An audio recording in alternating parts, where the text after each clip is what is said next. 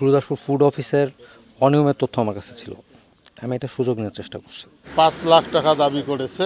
সে জেলা প্রশাসকের বাজারের জন্য সে দাবি করছে যে জেলা প্রশাসককে বাজার খরচ করে দিতে হবে। আসিফ আবদুল্লাহ পরিচয় দিছিলাম, field officer, national security intelligence. Sir আমার আইডি কার্ডটা আপনাদের কাছে, sir voter ID card sir.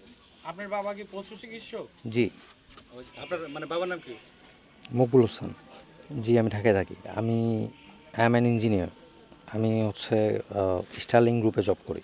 জি, আজকের ঘটনা হচ্ছে আমি আটক হচ্ছে গুরুদাসপুর ফুড অফিসের অনিয়মের তথ্য আমার কাছে ছিল। আমি এটা সুযোগ নেওয়ার চেষ্টা করছি। আপনি কে সুযোগ নেন? সাংবাদিক? না। পুলিশ? না। লোকবন্ধার লোক? না। তাহলে সুযোগ কেন বলেন তো? কি সুযোগ নিচ্ছিলেন? ওনাদেরকে ওনাদের কাজের ব্যাপারে আমি ওয়ার্ন করছি। আসিফ আবদুল্লাহ পরিচয় দিছিলাম, না, আপনার পদবি কি পরিচয় দিয়েছিলেন?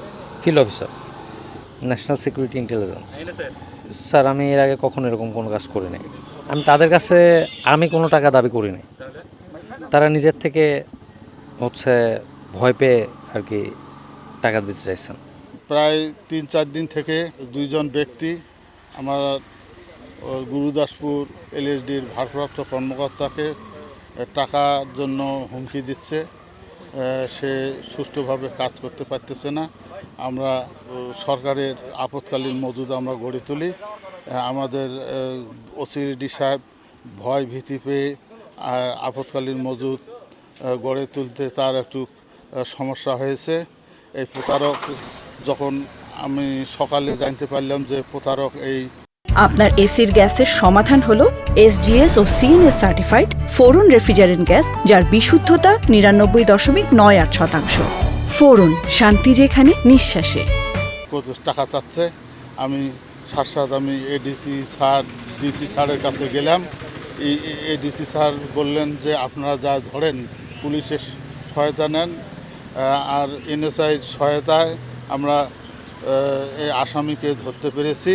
এনএসআই এসে আটক করে পুলিশের কাছে আমরা হস্তান্তর করে আসি। 5 লাখ টাকা দাবি করেছে। সে জেলা প্রশাসকের বাজারের জন্য সে দাবি করছে যে জেলা প্রশাসককে বাজার খরচ করে দিতে হবে। খারাপ চাল আমরা কিনছি, ওনার তথ্য আছে, ওনার কাছে সব কিছু তথ্য আছে। এই বলিয়া ওসিডিকে হুমকি দেয়। আমাদের গুডাউনে কোনো প্রকার খারাপ চাল বা কোনো দানা পর্যন্ত আমাদের গুদামে নাই, এবং আমরা ফ্রেশ চাউল আমরা কিনি এখান থেকে। আর্মি ক্যান্টনমেন্ট থেকে এখান থেকে চাউল নেয় আর্মিরা, তাহলে চাউলটা ভালো কিনতে হবে না? তাই এখানকার চাউলের মান ভালো। এলএসডিতে যারা মিলিয়াররা চুক্তি করেছে তারা ভালো চাউল এখানে সরবরাহ করেছে।